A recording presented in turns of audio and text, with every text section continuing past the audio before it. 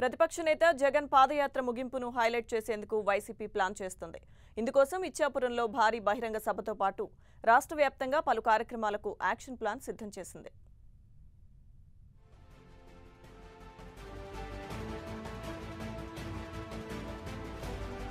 ప్రతిపక్ష నేత జగన్ ప్రారంభించిన ప్రజా సంకల్ప యాత్ర ఈ నెల 9వ తేదీన ముగియనుంది. ఇందుకోసం ఇచ్చాపురంలో పార్టీ నేతలు భారీ ఏర్పాట్లు చేస్తున్నారు. ముగింపుకు గుర్తుగా పైలాన్ నిర్మాణంతో పాటు భారీ బహిరంగ సభను నిర్వహించేందుకు పనులు వేగవంతం చేశారు.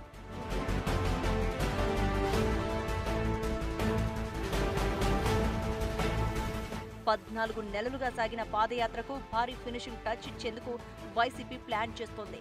ఇందులో భాగంగా నేటి నుంచి రాష్ట్ర వ్యాప్తంగా పాదయాత్రపై చర్చ జరిగే విధంగా పార్టీ క్యాడర్కు కార్యాచరణ ప్రకటించారు. ఈ కార్యాచరణలో భాగంగా నేటి నుంచి రాష్ట్ర వ్యాప్తంగా జనవరి 7వ తేదీ వరకు ప్రతి నియోజకవర్గంలో సభలు, సమావేశాలు నిర్వహించనున్నారు. ఈ సమావేశాల్లో పాదయాత్ర సాగిన విధానం, ప్రజల సమస్యలపై ప్రస్తావించిన తీరును ప్రజలకు వివరించనున్నారు.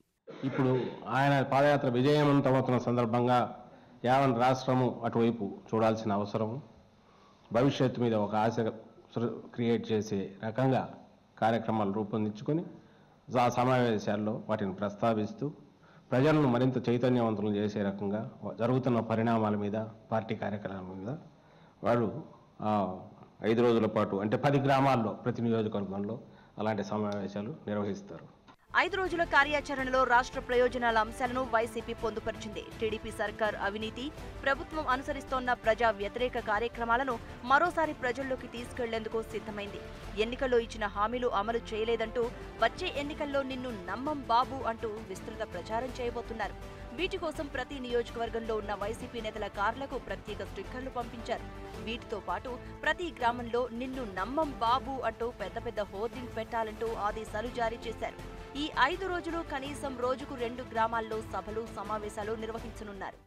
ముఖ్యంగా మేము చెప్పేది ఏంటంటే, ఇది వైఫల్యాల ప్రభుత్వము, విఫలమైనటువంటి ప్రభుత్వము, చేతకాని ప్రభుత్వము. కాబట్టి ఈసారి బాబు నిన్ను నమ్మం అని చెప్పని ప్రజలందరూ ఏదైతే చెప్తా ఉన్నారో ఆ నినాదాన్ని, ఆ యొక్క అభిప్రాయాన్ని వైఎస్ఆర్ కాంగ్రెస్ పార్టీ భుజాల మీదకి ఎత్తుకుని ప్రజల దగ్గరికి వెళ్ళి మేము అందరికీ కూడా ఎడ్యుకేట్ చేయబోతున్నామని చెప్పిన సందర్భంగా తెలియజేసుకుంటూ, ఫైనల్ గా ఈ నెల 9వ తేదీన ఇచ్చాపురంలో జరిగే భారీ ర్యాలీ, బహిరంగ సభలో పార్టీ శ్రేణులంతా హాజరవ్వాలని ఆ పార్టీ కేంద్ర కార్యాలయం నుంచి అందరికీ సమాచారం ఇచ్చారు. నియోజకవర్గం నుంచి పార్టీ శ్రేణులను ఇచ్చాపురం తీసుకురావాలంటూ ఆదేశించారు.